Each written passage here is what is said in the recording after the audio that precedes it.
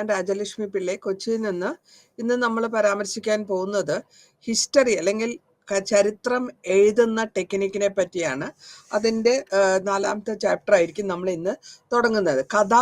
കഥാസ് and ചരിത്രാസ്. കഥ എന്ന് വെച്ചാൽ കഥ തന്നെയാണ്, നമ്മൾ മലയാളത്തിലും കഥ തന്നെയാണ് പറയുന്നത്. ചരിതം എന്നാണ് ഉദ്ദേശിക്കുന്നത്, ചരിത്രാസ് പറയുന്നത്. അപ്പൊ ഇവിടെ ഈ ഇൻട്രൊഡക്ഷനിൽ നമ്മൾ പറഞ്ഞിട്ടുണ്ട്, ചരിത്രപരമായിട്ടുള്ള നോളജ് എങ്ങനെ എഴുതുന്നു, ഏത് വിധത്തിൽ എഴുതുന്നു, കഥയും കാവ്യമായിട്ടും ചരിതമായിട്ടുമാണ് പോകുന്നത്.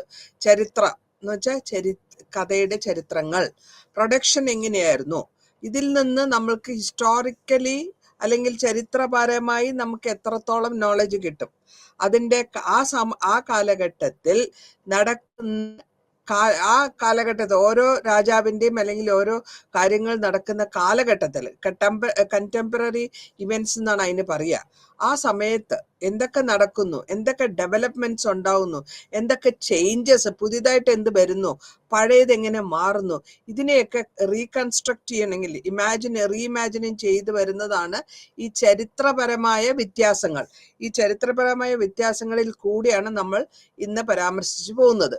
അപ്പോൾ കാവ്യ ലിറ്ററേച്ചർ അല്ലെങ്കിൽ കാവ്യമായിട്ടുള്ള കഥകൾ എന്തൊക്കെയാണ്? ധർമ്മശാസ്ത്രാസ് എന്നാണ് അതിന് പേര്. അത് എഴുതപ്പെട്ട കാലഘട്ടത്തിൽ ഒരു ഫൈനൽ ഷേപ്പ് എടുക്കുന്നത് ഒരു ഫസ്റ്റ് മില്ലേനിയം സെഞ്ചുറിൻ്റെ ആണ് ഇതിന്റെ പരിവർത്തനങ്ങൾ വന്നുകൊണ്ടിരിക്കുന്നത്. അപ്പൊ കാവ്യ ട്രഡീഷനിൽ കൂടെ നമ്മൾ കാണുന്നത് എന്താണ്?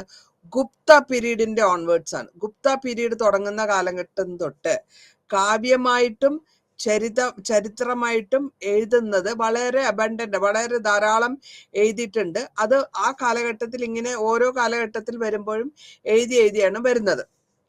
അപ്പോ ഗുപ്ത പീരീഡില് ഏബിൾ ആയിട്ടുള്ള വളരെ പ്രശസ്തമായ റൈറ്റേഴ്സും പ്രശസ്തമായ എഴുത്തുകാരും കവികളും ആ കാലഘട്ടത്തിൽ ജീവിച്ചിരുന്നു എന്നർത്ഥം. അതിൻ്റെ കൂടെ അവര് ജീവിച്ചിരുന്ന കാലഘട്ടത്തിൽ അവര് എന്തൊക്കെ കാണുന്നോ അല്ലെങ്കിൽ എന്തൊക്കെ സംഭവ വികാസങ്ങൾ നടക്കുന്നോ അതിനെ പരാമർശിച്ച് അവര് കവിതയായിട്ടും ചരിത്രമായിട്ടും കഥയായിട്ടും എഴുതിയുണ്ടാക്കുന്നു. സാധാരണക്കാർ താമസിക്കുന്ന സ്ഥലങ്ങളിൽ അവിടെ ഹിസ്റ്റോറിയൻസ് അവരുടെ ഭാഷയിലാണ് എഴുതുന്നത്.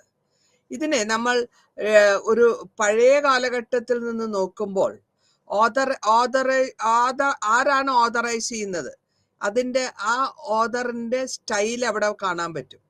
അല്ലെങ്കിൽ അല്ലെങ്കിൽ അവരുടെ പ്രത്യേകമായ എന്തെങ്കിലും ഓരോ എഴുത്തുകാരന്മാരുടെയും അവരുടെ ശൈലിക്ക് വ്യത്യാസം ഉണ്ടാവും, അവരുപയോഗിക്കുന്ന ഭാഷയ്ക്ക് വ്യത്യാസം ഉണ്ടാവും. അപ്പൊ അങ്ങനെ പല വിധത്തിലുള്ള സിറ്റിയിൽ എഴുതുന്നവര്, സിറ്റി ലൈഫിൽ ജീവിക്കുന്നവർ എങ്ങനെയായിരിക്കുമോ അർബൻ ലൈഫിൽ ജീവിക്കുന്നവർ എങ്ങനെ എഴുതുന്നോ അതേമാതിരി തന്നെ വില്ലേജിൽ അല്ലെങ്കിൽ നമ്മൾ പറയാം വളരെ റിമോട്ട് ആയിട്ടുള്ള ഗ്രാമങ്ങളിൽ താമസിക്കുന്ന ഓതേഴ്സും എഴുതുന്നുണ്ട്.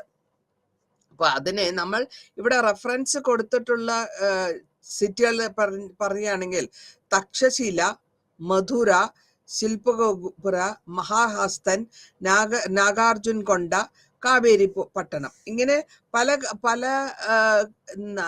സ്ഥലങ്ങളുടെ പേര് പരാമർശിച്ചു പോകുന്നുണ്ട്. അവിടെയുള്ള എഴുത്തുകാര് അവർക്ക് എന്ത് കാണുന്നു അത് എഴുതി എന്നാണ് അതിന്റെ സാരാംശം. ഇനി ഈ ലിറ്ററേച്ചറിൽ തന്നെ കാവ്യം എന്ന് പറയും, കാവ്യ എന്ന് മലയാളത്തിൽ കാവ്യം എന്നാണ് മലയാളത്തിൽ പറയാറില്ല. അപ്പോൾ ഈ ലിറ്ററേച്ചറിൽ അല്ലെങ്കിൽ ഈ ഭാഷയിൽ എന്താണ് പറഞ്ഞിട്ടുള്ളത്? പദ്യങ്ങളുണ്ട്, റൊമാൻസ് ഉണ്ട്, അല്ലെങ്കിൽ എന്താ പറയാ പ്രോസ് ആയിട്ടുള്ള റൊമാൻസ് ഉണ്ട്. അതായത് പല വിധത്തിലുള്ള സ്ത്രീകളുടെയും പുരുഷന്മാരുടെയും ലവ് അഫെയറിനെ പറ്റി തന്നെയാണ് നമ്മൾ റൊമാൻസ് എന്ന് പറയാ.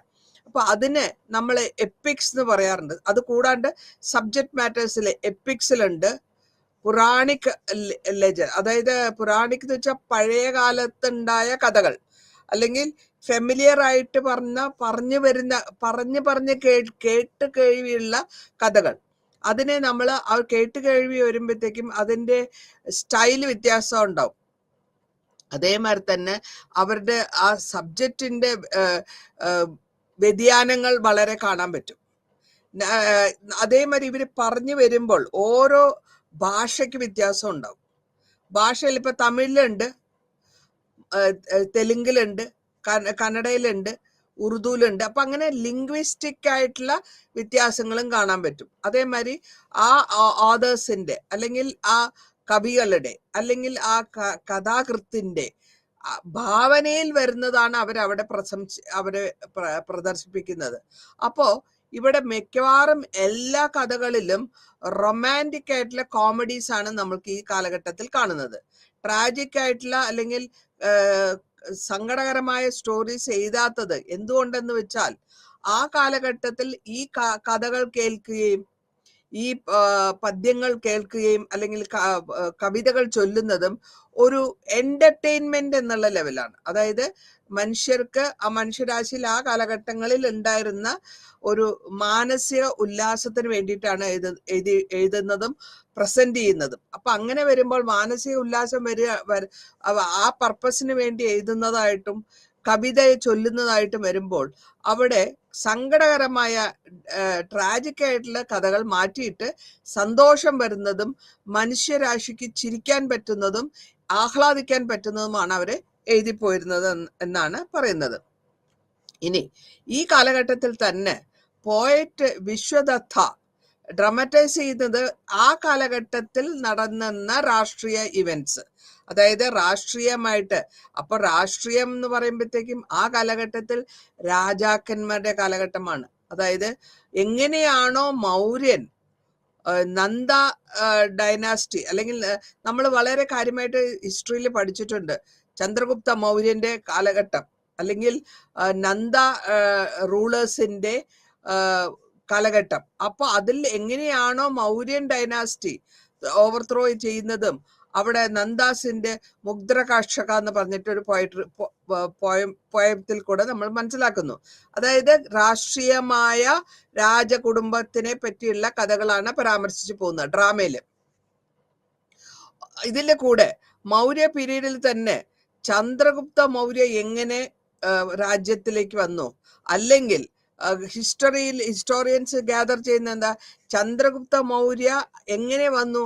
കാരണം അതിന് മുഴുവനും ചന്ദ്രഗുപ്ത മൗര്യയുടെ അഡ്വൈസറായ കൗടല്യയുടെ സാമർഥ്യമാണ്. കൗടല്യയുടെ ബുദ്ധിയാണ് ചന്ദ്രഗുപ്ത മൗര്യക്ക് ഒരു രാജ്യഭാരം അല്ലെങ്കിൽ രാജാവായിട്ട് വരാനുള്ള ചാൻസ് കിട്ടുന്നത്. അപ്പോ ഈ വിശ്വദത്ത തന്നെ ഒരു വേറെ ഒരു പോയട്രി അല്ലെങ്കിൽ ദേവി ചന്ദ്രഗുപ്തം എന്ന് പറഞ്ഞിട്ട് ഒന്ന് എഴുതുന്നുണ്ട്. അതിൽ പറഞ്ഞിട്ടുള്ളത് സ്റ്റോറി ആ ഇതിൽ പറഞ്ഞിട്ടുള്ള കഥ എന്താന്ന് വെച്ചാൽ എംപറർ ചന്ദ്രഗുപ്ത പദവിയിലേക്ക് വരുന്നതിനെ പറ്റിയുള്ള ഡീറ്റെയിൽ ആയുള്ള പരാമർശങ്ങളാണ്. ഇങ്ങനെ വരുമ്പോൾ ഒരു യങ് ആയ ഒരു പ്രിൻസ് ഇതിന്റെ വേൾഡ് മുഴുവനും അവർക്ക് ഈ മനസ്സിലാകാൻ തക്ക വിധത്തിൽ എഴുതി വരിക. വളരെ സാമാന്യമായിട്ട് എഴുതുന്നു പഞ്ചതന്ത്ര ടെയിൽസ്, പഞ്ചതന്ത്ര കഥകൾ എന്ന് പറയാറുണ്ട് അതിന്. പഞ്ചതന്ത്ര കഥകളിൽ വളരെ സിമ്പിളായിട്ടും വളരെ സാധാരണക്കാരായ കഥകളിൽ കൂടെ ഒരു മോറൽ കൊടുത്തിട്ടാണ് അതിൽ അവിടെ പഞ്ചതന്ത്ര കഥകൾ പറയുന്നത്. ഇപ്പോൾ നമ്മളുടെ ഈ വലിയ ഇംഗ്ലീഷ് സ്റ്റോറിയിലും ഈ കഥകളിൽ നിന്ന് കോപ്പി ചെയ്ത് അവർ അതിന്റെ ബേസ് വെച്ചിട്ട് ചെയ്തിട്ടുണ്ട്. അപ്പോ ഈ ഇലാബറേറ്റ് ആയിട്ടുള്ള വേർഷൻസ് എല്ലാത്തിനെയും ഇത് നമ്മുടെ പഞ്ചതന്ത്ര കഥകളാണ് യൂറോപ്യൻ രാജ്യങ്ങളിലും പോയിട്ട് അവരുടെ ഫോക്ക് സ്റ്റോറീസ് ആയിട്ടൊക്കെ തിരിച്ചു വരുന്നുണ്ട്. അപ്പൊ ഇതിന് ട്രാൻസ്ലേഷൻസും നടക്കുന്നുണ്ടെന്നാണ് അതിന്റെ അർത്ഥം. അതായത് നമ്മളുടെ നാട്ടിലുണ്ടായിരുന്ന കഥകളെ അടിസ്ഥാനമാക്കി പാശ്ചാത്യ രാജ്യങ്ങളിൽ അവരുടെ കഥകൾ കൂടെ മിക്സ് ചെയ്ത് ഒരു അവരുടെ കഥകളായിട്ട് മാറ്റുന്നുണ്ട് എന്നർത്ഥം. ഇനി ഈ ലിറ്ററേച്ചറിൽ വാസവദത്ത പറഞ്ഞിട്ട് ശിവാനന്ദു ഒരു ലിറ്റററിന്റെ ക്വാളിറ്റി വ്യത്യാസമുണ്ട്. അതായത് എഴുതുന്ന സ്റ്റൈല് വ്യത്യാസമുണ്ട്, ഉപയോഗിക്കുന്ന ഭാഷ വ്യത്യാസമുണ്ട്. അതേമാതിരി ബാണഭട്ട ആരെപ്പറ്റി എഴുതുന്നത്, രാജാവ് ഹർഷന്റെ ബയോഗ്രാഫി, ഹർഷൻ രാജാവിന്റെ കഥകളാണ് ബാണഭട്ട എഴുതുന്നത്. അതും കൂടെ ഒരു റൊമാൻറ്റിക് നോവൽ എന്ന ലെവലിൽ ഇൻവോൾവ് ചെയ്തിട്ട് നറേറ്റ് ചെയ്യുന്നത് കാദംബരി എന്നുള്ള ക്യാരക്ടറൈസേഷൻ കൂടിയാണ്. അപ്പൊ ഈ കാലഘട്ടത്തിൽ എല്ലാവിധ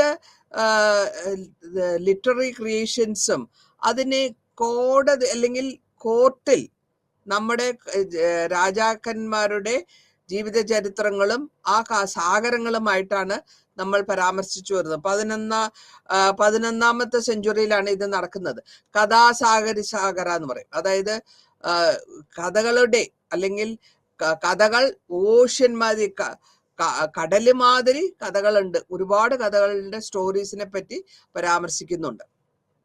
ഇതിൽ കൂടാണ്ട് സോമദേവ എന്ന് പറഞ്ഞിട്ട് ഒരു ആന്ത്രോപോളജി പ്രോസ് എന്ന് വെച്ചാൽ ഒരു ലിറ്ററേച്ചറിൽ തന്നെ വേറൊരു വിധത്തിൽ പ്രോസ് സ്റ്റോറി കഥകൾ ഒരു എഴുതുന്ന വിധത്തിൽ അതിലെന്താ പരാമർശിച്ചിട്ടുള്ളത്?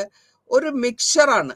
എന്ത് മിക്സർ വെച്ചാല് കോടതിയിൽ നമ്മുടെ കൊട്ടാരത്തിൽ നടക്കുന്ന കാര്യങ്ങളും അതിനെ സംബന്ധിച്ച് ഫോക്കായിട്ടുള്ള ഈ സാധാരണ നാടോടി കഥകളും കൂടെ മിക്സ് ചെയ്തിട്ട് അതിനെ പരാമർശിക്കുന്നു. അപ്പൊ അങ്ങനെ വരുന്ന ആ കമന്ററീസിനെ നമ്മള് ബാക്കിയുള്ള രാജ്യങ്ങളിൽ കൂടെ ഇത് ഇങ്ങനത്തെ ഫോക്ക് സ്റ്റോറീസ് എത്തുകയും അവിടെ അത് എത്തിപ്പെട്ട് അവരുടെ ഭാഷയിൽ അത് ഫോക്ക് സ്റ്റോറീസ് എന്ന് പറഞ്ഞാൽ സാധാരണ നാടോടി കഥകൾ എന്ന് വേണമെങ്കിൽ പറയാം.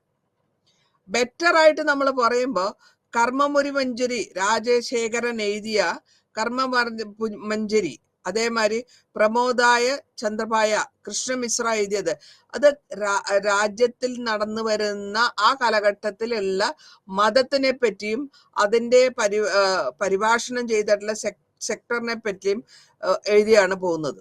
അവിടെ ഷാർപ്പായിട്ട് വളരെ ക്ലിയർ ആയിട്ട് അവർ എഡ്ജ് ചെയ്ത് ഡയലോഗ് മുഴുവൻ എഴുതുന്ന ഡയലോഗ് സ്ക്രിപ്റ്റ് മുഴുവൻ അങ്ങനെയായിരിക്കും. ആ ഡയലോഗ് വളരെ കറക്റ്റ് ആയിരിക്കും.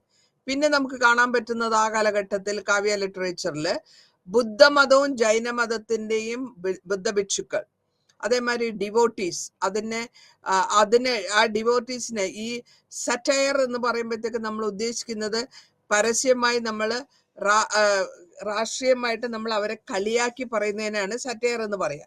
അപ്പൊ അങ്ങനെയുള്ള റിഡിക്കോൾ ചെയ്ത് അവരുടെ താന്ത്രികമായിട്ടുള്ള ശൈവ മത സെറ്റിനെ പറ്റി കുലാസ് പറയുന്നുണ്ട്. അപ്പോ എല്ലാം എന്തൊക്കെ നടക്കുന്നോ അതൊക്കെ ആ കാലഘട്ടത്തിൽ നടക്കുന്നതൊക്കെ ഇങ്ങനത്തെ ലിറ്ററേച്ചർ ആയിട്ട് മാറിക്കൊണ്ടിരിക്കുന്നുണ്ട് എന്നാണ് അർത്ഥം. ഇനി കാവ്യം അതെങ്ങനെ കോർട്ട് കൾച്ചർ ആയിട്ട് വരുന്നത്, കോടതി അല്ലെങ്കിൽ രാജാവിന്റെ കൊട്ടാരത്തിൽ നടക്കുന്ന കാര്യങ്ങൾ ആണ് കോർട്ട് കൾച്ചർ. അപ്പൊ കോർട്ട് കൾച്ചറിൽ വരുമ്പോഴത്തേക്കും അവിടെ മുഴുവനും പോയട്രി ആയിട്ട് നമ്മൾ കേൾവിപ്പെട്ടിട്ടുണ്ട്. രാജാവിനെ പറ്റി രാജാവിന്റെ കൊട്ടാരത്തിൽ സ്തുതിപാഠകന്മാർ ഉണ്ടാവും. ആ സ്തുതിപാഠകന്മാർ എഴുതി ഉണ്ടാക്കുന്ന പദ്യങ്ങളെയാണ് നമ്മൾ പോയട്രി എന്ന് പറയുന്നത്. അപ്പൊ ഇതില് വളരെ ക്ലിയർ ആയിട്ട് അവർ എഴുതി വരുന്നുണ്ട്. എന്താണ് എഴുതി വരുന്നത്? ഈ കാലഘട്ടത്തിൽ എഴുതുന്ന പോയട്രികളിൽ അതിന്റെ ഒരു വ്യത്യാസം എന്താ വെച്ചാൽ മുന്നിലേക്കും പിന്നിലേക്കും വായിക്കാം. അതിൽ പിന്നിലേക്കും ഓരോ കഥകൾക്കും 2 കഥകളുടെ വ്യത്യാസത്തിലാണ് അത് പോയിക്കൊണ്ടിരിക്കുന്നത്. 2 കഥകൾ ഇവിടെ എടുത്തു പറയാനുള്ളത് രാമായണവും ഒരു സ്റ്റോറി രാമായണം, ഒരു റീഡിങ്ങിൽ രാമായണമായിട്ട് തോന്നും, മറ്റൊന്നില് മഹാഭാരതമായിട്ട് തോന്നും. അപ്പൊ ഇങ്ങനെയുള്ള കഴിവുള്ള പോയറ്റ്സ് ഉണ്ട് എന്നർത്ഥം. കൊട്ടാരത്തിലെ കവികൾക്ക് അത്രയും സാമർഥ്യമുണ്ട് എന്നാണ് ഇതിൽ പറഞ്ഞതിന്റെ അർത്ഥം. ഇവിടെ ഇനി എഴുതുന്ന മീഡിയം എന്താണെന്ന് ചോദിച്ചു കഴിഞ്ഞാൽ സാൻസ്ക്രിറ്റ് ആണ്. കാരണം ഇത് ആ കാലഘട്ടങ്ങളിൽ കോടതി റോയൽ ആയിട്ടുള്ള രാജകൊട്ടാരത്തിൽ ഒഫീഷ്യൽ ലാംഗ്വേജ് സാൻസ്ക്രിറ്റ് ആണ്. ആ സാൻസ്ക്രിറ്റ് എല്ലാവർക്കും അറിയില്ലെങ്കിൽ കൂടെയും സാധാരണമായിട്ട് അവർ ഉപയോഗിക്കുന്ന ഭാഷ രാജാവിന്റെ കൊട്ടാരത്തിന്റെ കോർട്ട് നടക്കുമ്പോൾ അല്ലെങ്കിൽ രാജാവിന്റെ മീറ്റിംഗ്സ് നടക്കുമ്പോൾ ഉപയോഗിക്കുന്ന ഭാഷേനെയാണ് ഒഫീഷ്യൽ ലാംഗ്വേജ്. ആ ഒഫീഷ്യൽ ലാംഗ്വേജ് സാൻസ്ക്രിറ്റ് ആണ്. അത് മുഴുവനും പണ്ഡിതന്മാരും ബ്രാഹ്മണ പണ്ഡിതന്മാരും ബാക്കിയുള്ള പണ്ഡിതന്മാരും ഉപയോഗിക്കുന്നതാണ്. അപ്പൊ അവനെ ഒഫീഷ്യൽ ലാംഗ്വേജ് ആക്കുകയും ആ ലാംഗ്വേജ് തന്നെയാണ് എല്ലായിടത്തും വൈഡായിട്ട് അഡോപ്റ്റ് ചെയ്ത് എല്ലാവരും ആക്സെപ്റ്റ് ചെയ്യുന്നു, അതിനെ പ്രാക്ടീസ് ചെയ്യുന്നു, പ്രൊമോട്ട് ചെയ്യുന്നു, എല്ലാ വിധത്തിലും അതിൻ്റെ സാൻസ്ക്രിറ്റ് ലാംഗ്വേജിന് നല്ല വിധത്തിൽ ഗോൾഡൻ പീരീഡ് വേണമെങ്കിൽ പറയാം, നല്ല വിധത്തിൽ രാജകുടുംബ സപ്പോർട്ടും അവർക്ക് കിട്ടുന്നുണ്ട് എന്നാണ് ഈ പറഞ്ഞു എന്നതിൻ്റെ അർത്ഥം. ഇനി ഇതിൽ ഏറ്റവും എടുത്തു പറയാനുള്ളത് കാളിദാസന്റെ കാവ്യങ്ങളാണ്. കാളിദാസന്റെ കാവ്യങ്ങൾ എന്ന് പറഞ്ഞാൽ വളരെ പവർഫുൾ ആയിട്ടുള്ള കാവ്യങ്ങളാണ് കാളിദാസൻ എഴുതിയിട്ടുള്ളത്. ഏറ്റവും ഇമ്പോർട്ടൻ്റ് ആയിട്ട് സാൻസ്ക്രിറ്റ് പോയറ്റിൽ ഡ്രാമറ്റൈസ് ചെയ്ത് വന്നിട്ടുള്ളതും സാൻസ്ക്രിറ്റ് ലിറ്ററേച്ചർ ഉപയോഗിച്ചിട്ടുള്ളതും കാളിദാസനാണ്. അപ്പോൾ കാളിദാസന്റെ കഥകളിൽ കൂടിയാണ് ഈ ആൾക്കാർക്ക് ഈ ആ കാലഘട്ടത്തിൽ നടക്കുന്ന എന്താ പറയാ റൊമാൻസിനെ പറ്റി കൂടുതൽ അറിയുന്നത്. ആ ഇതില് ഇങ്ങനെ വരുമ്പോൾ കാളിദാസൻ എഴുതിയിട്ടുള്ള സാൻസ്ക്രിറ്റിലുള്ള ലാംഗ്വേജിലുള്ള കാവ്യങ്ങൾ വളരെ ക്ലിയർ ആയിട്ട് എഴുതിയിട്ടുണ്ട്. അതിനുശേഷം അതിൽ വളരെ പോയട്രിക് ആയിട്ട് അല്ലെങ്കിൽ പോയറ്റിക് സെൻസിൽ പദ്യം മാത്രം ഗദ്യവും പദ്യവും കൂടെ കലർന്നിട്ടാണ് വരുന്നത്. ഇവിടെ കാളിദാസൻ താമസിച്ചിരുന്ന കാലഘട്ടം എന്ന് വെച്ചാൽ ആ second half, fourth and first half, 5th സെഞ്ചുറിയുടെ 4th പകുതി ഭാഗവും 5th ആദ്യ കാലഘട്ടങ്ങളിലാണ് കാളിദാസൻ താമസിച്ചിരുന്നത്. കാളിദാസനെ നമ്മൾ 9 ജുവൽസ് അല്ലെങ്കിൽ നവരത്നത്തില് ഗുപ്ത മോണാർക്കിന്റെ ചന്ദ്രഗുപ്ത സെക്കൻഡിന്റെ കോടതിയിലെ ഒരു നവരത്നങ്ങളിൽ ഒരാളാണ് കാളിദാസൻ എന്ന് പറയപ്പെടുന്നു. കാരണം അത്രത്തോളം പ്രശസ്തി അവിടെ ഉണ്ടെന്നാണ് അതിന്റെ അർത്ഥം. അതേമാതിരി കാളിദാസൻ എഴുതിയ പല ഡ്രാമകളുണ്ട്. അല്ലെങ്കിൽ ഈ ഡ്രാമകളുടെ പേരുകൾ എടുത്തു പറയാനായിട്ട് അഭിജ്ഞാന ശാകുന്തളം, നമ്മൾ ശകുന്തളയുടെയും ദുഷ്യന്റെയും ഒക്കെ കഥകൾ കേട്ടിട്ടുണ്ട്. അതൊക്കെ ഇതിൽ നിന്ന് വരുന്നതാണ്. അഭിജ്ഞാന ശാകുന്തളം, മാളവികാമത്രം, വിക്രമാവശ്യം, പോയട്രി മാതിരി തന്നെ രഘുവംശം, ഋതുസംഹാര, കുമാരസംഭവം, മേഘദൂതം, ഇങ്ങനെ പല വിധത്തിലുള്ള ഡ്രാമകൾ കാളിദാസൻ അല്ലെങ്കിൽ എഴുതിയിട്ടുണ്ട്. അത് വളരെ ലിറ്റററി നോക്കുകയാണെങ്കിൽ കഥകളുടെയും അതിൽ പരാമർശിച്ചു വരുന്ന നായകന്റെ കഥകളെ പറ്റിയോ അല്ലെങ്കിൽ രാജാവിന്റെ കഥകളെ പറ്റിയോ എന്തായിക്കാലും അത് വളരെ ക്ലിയർ ആയിട്ടാണ് പറഞ്ഞു പോകുന്നത്. മേഘദൂതത്തില് ക്ലൗഡാണ് മെസ്സഞ്ചർമാര് പോകുന്നത്. അപ്പൊ കവിയുടെ ദൃഷ്ടിയിൽ വരുന്ന കാര്യങ്ങളാണ് കവി നല്ല ഭാവനയോടുകൂടി എഴുതി ഉണ്ടാക്കുന്നതാണ്. ഇതിലെ ടെക്സ്ച്വൽ ആയിട്ട് നോക്കുകയാണെങ്കിൽ വെർബലും വെർബൽ സംസാരിക്കുന്ന ഭാഗത്തിന് നമ്മൾ വെർബൽ എന്ന് പറയുന്നു. ആ വളരെ ക്ലിയർ ആയിട്ടുള്ള പെർഫെക്ഷൻ ഉണ്ടാവും. മാത്രമല്ല ഇതിൽ പല വിധത്തിലുള്ള ലാംഗ്വേജ്, പല വിധത്തിലുള്ള ലേണിങ്ങിനും പരാമർശിക്കുന്നുണ്ട്. പഠിപ്പിനെ പറ്റിയും പരാമർശിച്ച് വരുന്നുണ്ട്. അപ്പോ കാളിദാസനെ നമ്മൾ സാധാരണ പറയാറുള്ളത് വളരെ വേദിക്കായിട്ടുള്ള നോളജ് ഉള്ള ആളും ഫിലോസഫിക്കലായിട്ട് സംസാരിക്കുന്ന ആളും എല്ലാവിധമായ ഫിലോസഫിയായ യോഗയും സഹന്യയും ഇതൊക്കെ പഠിച്ചിട്ടുണ്ട്. കൂടാതെ ഫൈൻ ആർട്സ്, ഡ്രോയിങ്, വരയ്ക്കാനും പെയിന്റ് ചെയ്യാനും മ്യൂസിക്കിലും ഒക്കെ വളരെ പ്രശസ്തി കേട്ട ഒരു ആളാണ് കാളിദാസൻ എന്ന് പറയപ്പെടുന്നു. ഇനി കാളിദാസന്റെ കാവ്യത്തില് ശകുന്തളയുടെയും അവളുടെ കാമുകനായ ദുഷ്യന്തന്റെ രാജാവ് ദുഷ്യന്തന്റെയും കഥകളെ പറ്റിയാണ് പരാമർശിച്ചിട്ടുള്ളത്. ഇത് വളരെ ഇന്ത്യൻ ലിറ്ററേച്ചറിൽ വളരെ പുരാതനമായതും വളരെ പല സ്റ്റേജുകളിൽ കൂടെ പോയിട്ടുള്ളതും പല കാര്യങ്ങളിലും പല സ്റ്റേജിൽ കൂടെ പോകുന്നുണ്ട്. പിന്നെ അതിനുശേഷം മേഘദൂതത്തിൽ വരുന്നത് എന്താ വെച്ചാൽ സാൻസ്ക്രിറ്റിന്റെ ഏറ്റവും ബ്യൂട്ടിഫുൾ ആയിട്ടുള്ള പോയട്രിയാണ് കാണാൻ പറ്റുക. അതേമാതിരി നമ്മള് ഇതിൽ കൂടെ ഈ ലോങ് ആയിട്ടുള്ള പോയട്രിയിൽ കൂടെ കാണുന്നത് വളരെ ഇമോഷണൽ ആയിട്ട് മനസ്സിനും അഭിജ്ഞാന ശാകുന്തളത്തില് ഇങ്ങനെ പല വിധത്തിലുള്ള 100 ലിറ്റററി കോമ്പോസിഷൻസ് ആണ് നമ്മൾ കാണുന്നത്. വേൾഡ് വൈഡ് ആയിട്ട് പല വിധത്തിൽ കൂടെ എക്സ്പ്ലെയിൻ ചെയ്ത് പോകുമ്പോൾ അത്രയും നന്നായിട്ടാണ് അവർ എക്സ്പ്ലെയിൻ ചെയ്ത് പോകുന്നത്. കൂടാതെ ഏർലിയസ്റ്റ് ആയിട്ട് ആദ്യകാല ഇന്ത്യൻ ലിറ്റററി പീസസിൽ പറയുമ്പോൾ ഇതെല്ലാം ട്രാൻസ്ലേറ്റ് ചെയ്ത് വരുന്നുണ്ട് യൂറോപ്യൻ ലാംഗ്വേജിലേക്ക്. ഭഗവത്ഗീത വരയ്ക്കും. അപ്പൊ അങ്ങനെ വരുമ്പോൾ ഈ ട്രാൻസ്ലേഷൻ ചെയ്യുന്നതെല്ലാം നമ്മളുടെ കഥകൾ നാടിന്റെ അല്ലെങ്കിൽ രാജ്യത്തിന്റെ അല്ലെങ്കിൽ ഭൂമിയിലെ എല്ലാ സ്ഥലത്തും വേൾഡ് മുഴുവനും പ്രചരിക്കുന്നു എന്നാണ് അർത്ഥം. മേഘദൂതത്തില് നമ്മൾ നോക്കുമ്പോൾ 100 കണക്കിനുള്ള സ്റ്റാൻസയാണുള്ളത്. 4 വരി 6 വരി എന്നുള്ള സ്റ്റാൻസയിൽ വരുമ്പോൾ 100 വിധത്തിലുള്ള സ്റ്റാൻസുകളാണുള്ളത്. ഇതിൽ കൂടെ ഈ ലിറ്റററി മാർവലിലെ ഏറ്റവും യക്ഷഗാനത്തിലൊക്കെ യക്ഷക പറയുന്നത് വളരെ ക്ലിയർ ആയിട്ടുള്ള മേഘത്തിന്റെ ലവും അവരുടെ ഒരുമിപ്പിക്കലും ഡിവോഷനും അവരുടെ അത് കഴിഞ്ഞിട്ടുള്ള അവരുടെ വേർപെടലും ആ വേർപെടലിൽ ഭാര്യയിൽ നിന്ന് വേർപെട്ട് നിൽക്കുമ്പോൾ അനുഭവിക്കുന്ന മാനസിക പ്രശ്നങ്ങൾ, ഇതൊക്കെയാണ് ഇതിൽ വളരെ ക്ലിയർ ആയിട്ട് മനുഷ്യൻ അത് വായിച്ചു പോകുമ്പോൾ ഇത് ഞാൻ അനുഭവിക്കുന്നു എന്ന വിധത്തിൽ തോന്നുന്ന വിധത്തിലാണ് എഴുതി വരുന്നത്. അപ്പൊ അതിൽ അവിടെ എന്താ വരുന്നത്? മനുഷ്യന്റെ ശരാശരി മനുഷ്യന്റെ സെന്റിമെന്റൽ വാല്യൂസും അല്ലെങ്കിൽ ഈ കഥയിലെ നായകൻ ഞാനാണ് അല്ലെങ്കിൽ നായിക ഞാനാണ് നമുക്ക് വായിച്ചു വരുമ്പോൾ തോന്നണമെങ്കിൽ അത്രത്തോളം സെൻസിറ്റീവായിട്ടും ഡീപ്പറായിട്ടാണ് കാളിദാസൻ ഓരോ കാര്യങ്ങളും എഴുതി വരുന്നതെന്ന് അർത്ഥം. ഇനി ഇതിൽ കൂടാണ്ട് കാളിദാസൻ നമ്മുടെ വായനക്കാരോട്, ലിസണേഴ്സിനോട് അവരുടെ ബെനിഫിറ്റിന്റെ ഇമാജിനേഷനാണ് ഉപയോഗിക്കുന്നത്. അവരുടെ വെറൈറ്റി ഉപയോഗിക്കുന്നുണ്ട്. അപ്രോപ്രിയേറ്റ്നെസ്, ഞാൻ നേരത്തെ പറഞ്ഞു, അപ്രോപ്രിയേറ്റ്നെസ്, ഇത് എൻ്റെ ആണോ എന്നുള്ള തോന്നുന്ന വിധത്തിൽ ആ പാഷനും ആ ഇമോഷനിലും അവിടെ ടച്ച് ചെയ്താണ് പോകുന്നത്. രഘുവംശത്തില് വിക്ടറി, രാമന്റെ വിക്ടറി, കിങ് രാമന്റെ ജയങ്ങളും അതേമാതിരി ഇൻഡയറക്റ്റ് ആയിട്ട് പോയിന്റ് ഔട്ട് ചെയ്യുന്നത് എന്താ? ഗുപ്ത റൂളേഴ്സിനെ പറ്റിയും അവരുടെ അച്ചീവ്മെന്റ്സിനെ പറ്റി. അപ്പോൾ രാജാക്കന്മാരുടെ ലവ് അഫെയർ മാത്രമല്ല എഴുതുന്നത്, അവരുടെ വീരകഥകളും അതിൽ പറഞ്ഞു വരുന്നുണ്ട് എന്നാണ് പറഞ്ഞതിന്റെ അർത്ഥം.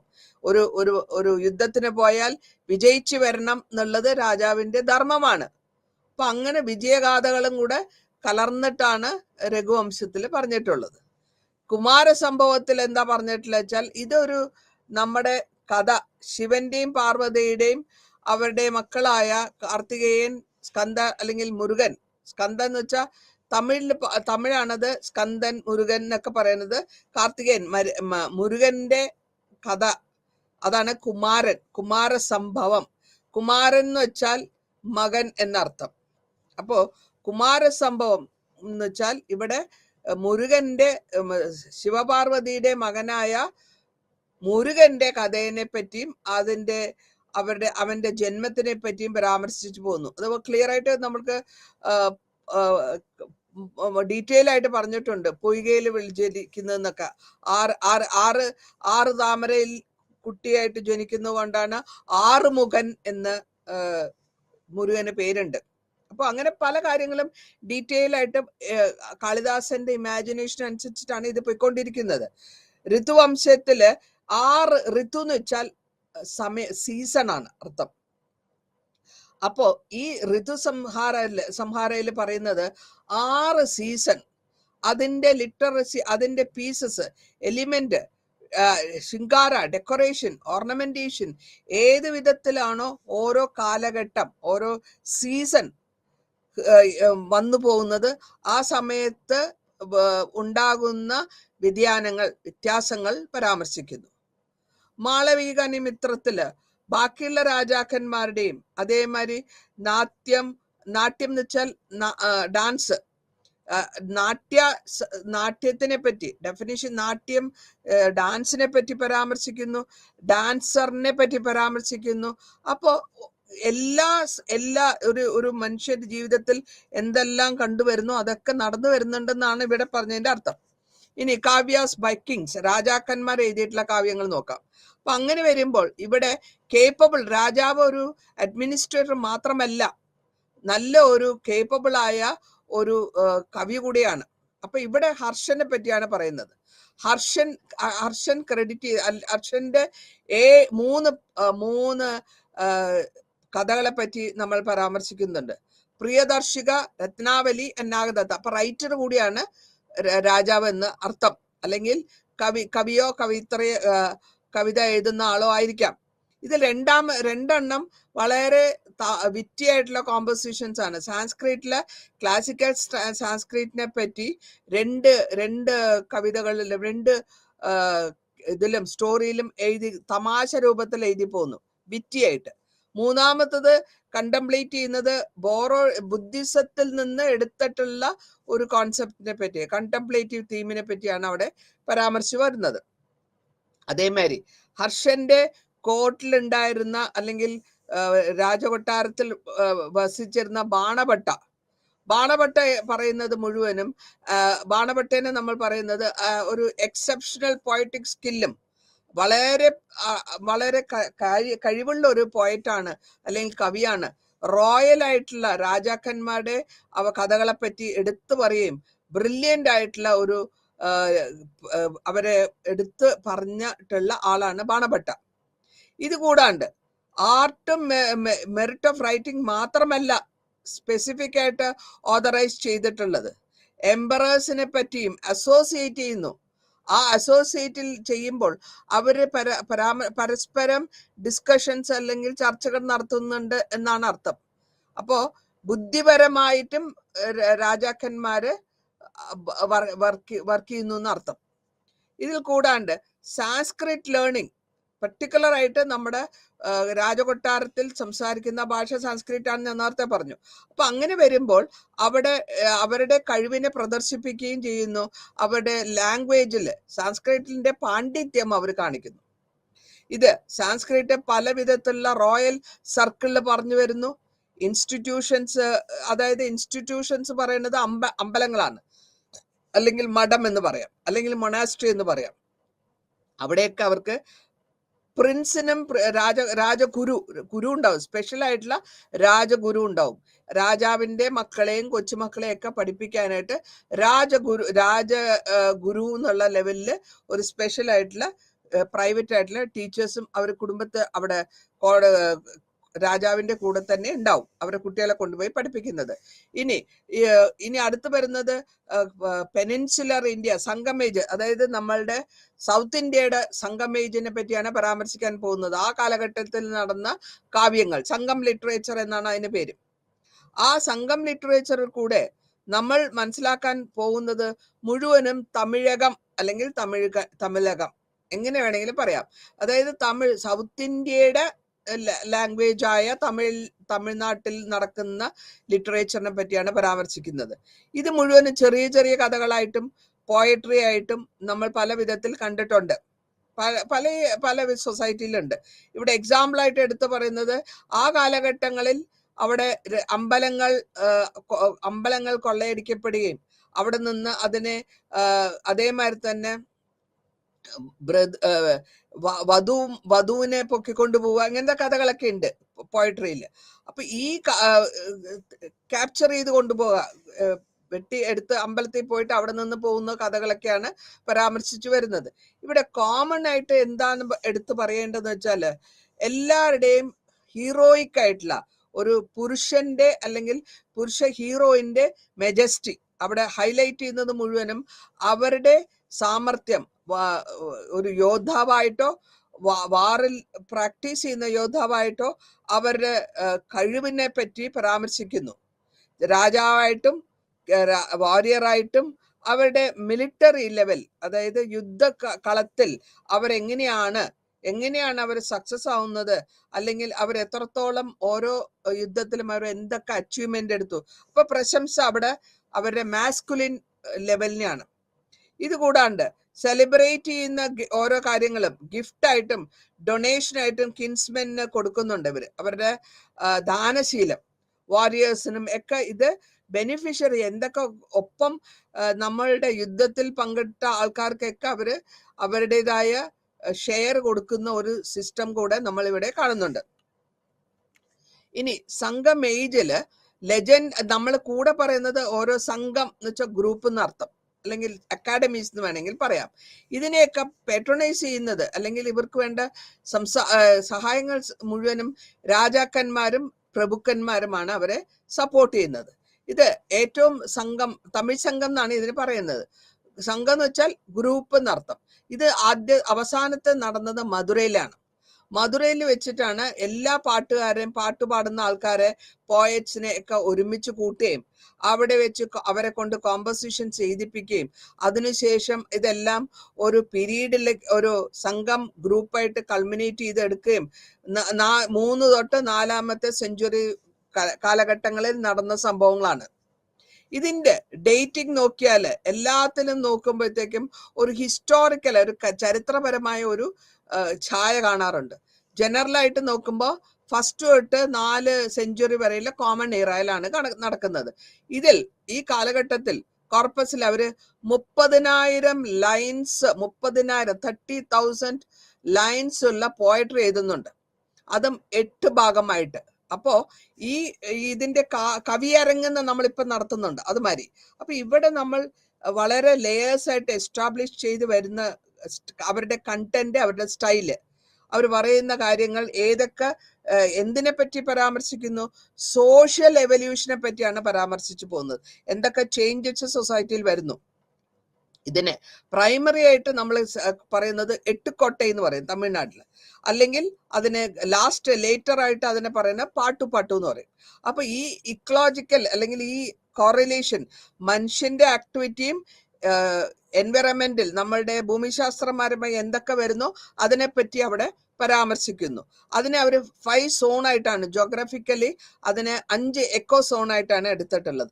ആ എക്കോ സോണിൽ കൂടെ അവർ പരാമർശിച്ചു പോകുന്നത് മുഴുവനും ആ കാലഘട്ടത്തിൽ നടന്ന ക്ലൈമറ്റ്, അതിന്റെ മണ്ണിന്റെ കണ്ടീഷൻ, സോഷ്യൽ ഗ്രൂപ്പ്സ് എങ്ങനെയാണോ കൃഷി നടന്നിരുന്നത്, കൃഷി നടത്തിക്കൊണ്ട് പോകുന്ന ജീവചരിത്രത്തിന് ഒരു 5 തനീസ് എന്നാണ് പറയാ. അപ്പൊ അതെന്താ എക്കോ സോൺസ് എന്ന് പറയുമ്പോൾ, കുറിഞ്ചി, നമ്മള് ഹിൽസ് മലേനെയാണ് കുറിഞ്ചി എന്ന് പറയുന്നത്, തമിഴ് ഭാഷയാണിത്.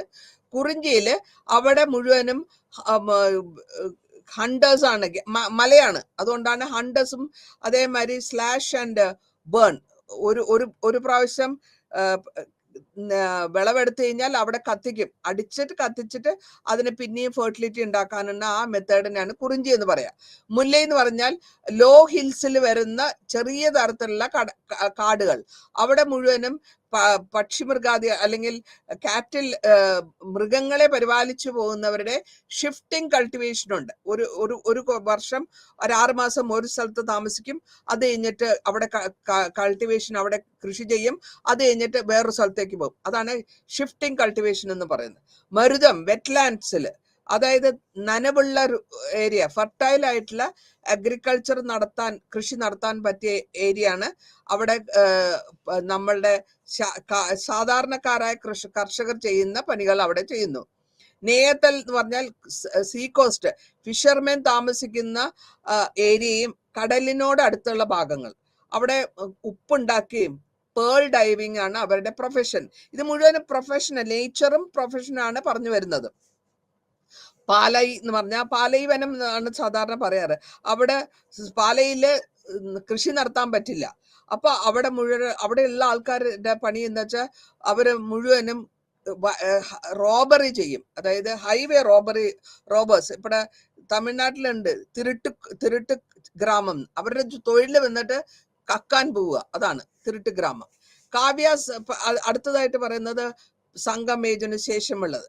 അപ്പൊ ഇവിടെ മിഡിൽ സെഞ്ചുറിയിൽ സംഗമേജില് പോയട്രിയും ലിറിക്കും ഇതൊക്കെ വന്നെങ്കിലും ഇതിന്റെയൊക്കെ ഓരോ ഭാഗങ്ങളും, കുരൽ, നലഡിയാർ, ഇതൊക്കെ ഇവരുടെ ഇൻസ്പിറേഷൻസ് കിട്ടുന്നത് ജെയിനിൽ നിന്നാണ്.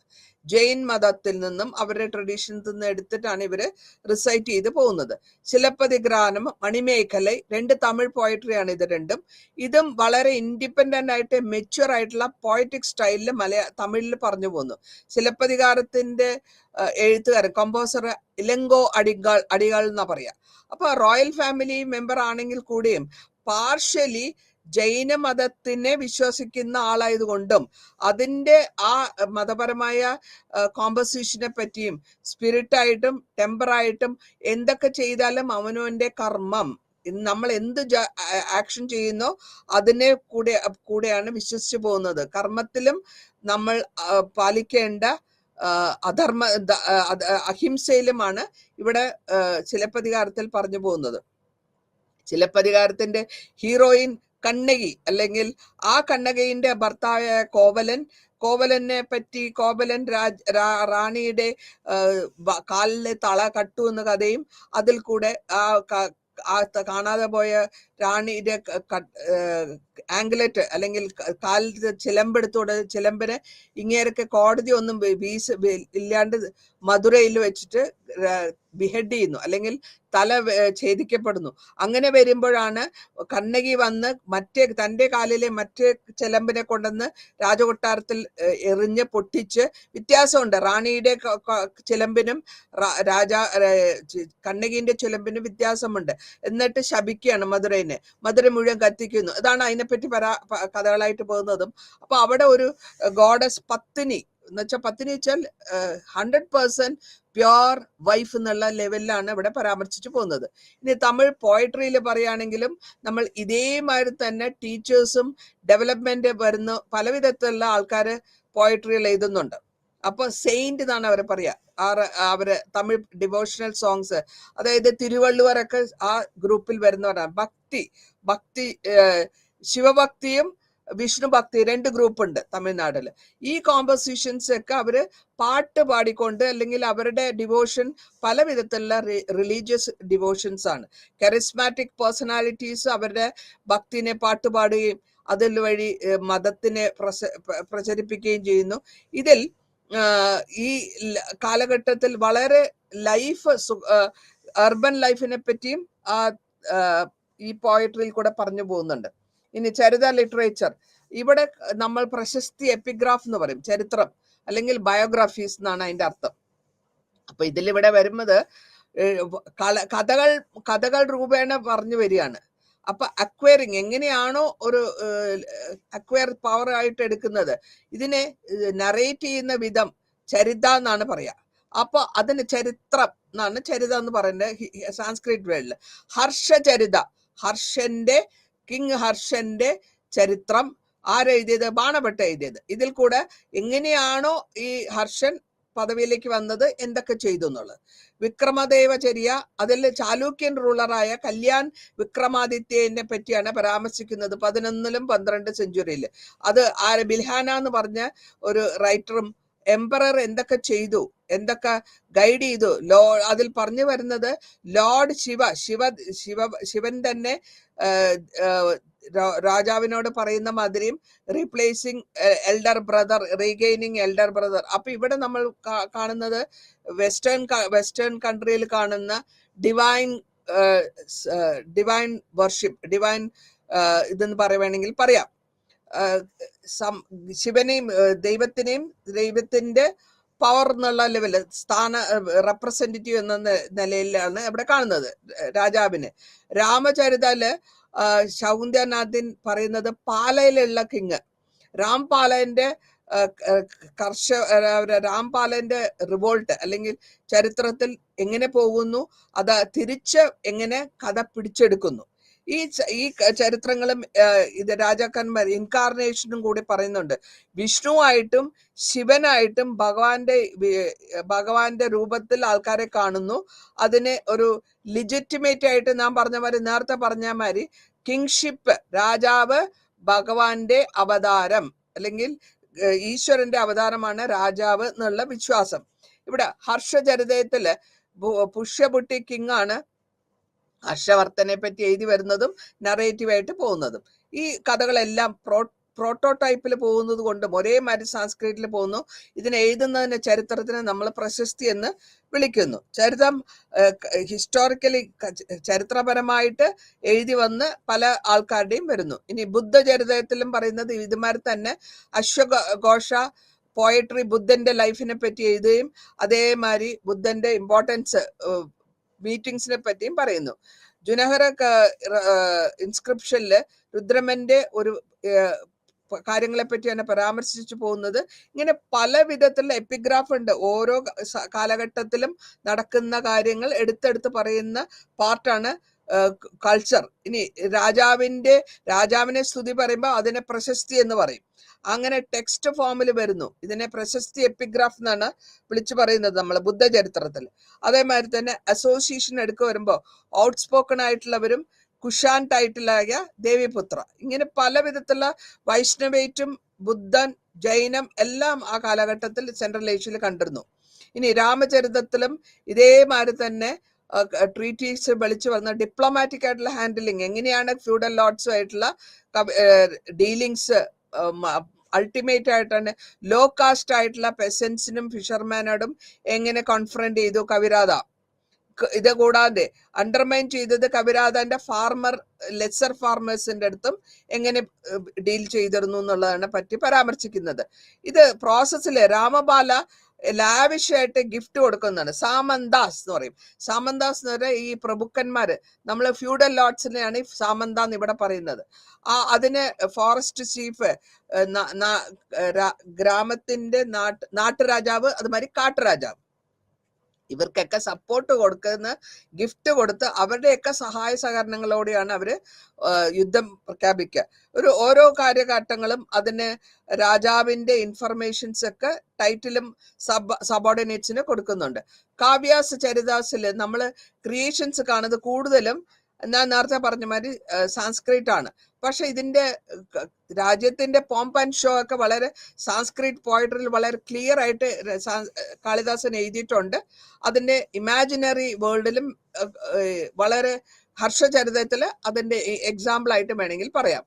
അതേമാതിരി തന്നെ ബാണഭട്ട എഴുതിയത് കോമ്പോസിഷനിലും ഇതേമാതിരി രാജാവിന്റെ ഫ്ലാറ്ററി കൂടുതൽ കാണാൻ പറ്റും. ഇനി ഇത് ഷിഫ്റ്റ് ചെയ്യുന്ന ലാംഗ്വേജ് ഷിഫ്റ്റ് ചെയ്ത് മാറുന്നത് ഒരു ട്രാൻസിഷൻ പീരീഡാണ്, മാറ്റം വരുന്ന ഒരു പീരീഡാണ്.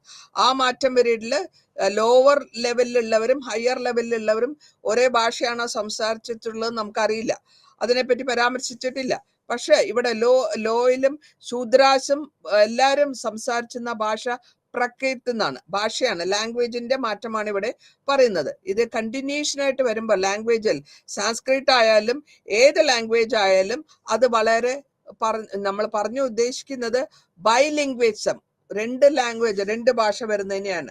ഇനി ലിംഗ്വിസ്റ്റിക് സ്റ്റൈല് നോക്കുമ്പോൾ ലോക്കൽ സ്റ്റൈലിൽ കൂടെ രാജകൊട്ടാരത്തിൽ അവരുടെ സ്റ്റൈലും ബാക്കിയുള്ള സ്ഥലത്ത് റീജിയണൽ സ്റ്റൈലും ഒരുമിച്ചല്ല, പെട്ടെന്ന് വന്ന ചേഞ്ചസ് അല്ല, ഗ്രാജുവൽ ആയിട്ട് വന്ന ചേഞ്ചസ് ആണ്.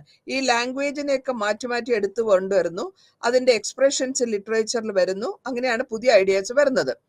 ജെയിൻ വെർഷൻ വരുന്നുണ്ട്. ജെയിൻ അവർ ഉപയോഗിച്ചിരുന്നത് പ്രകൃത് എന്ന് പറയുന്ന ലാംഗ്വേജും അതിൽ കൂടെ അവർ പോപ്പുലറൈസ് ചെയ്തിരുന്നു.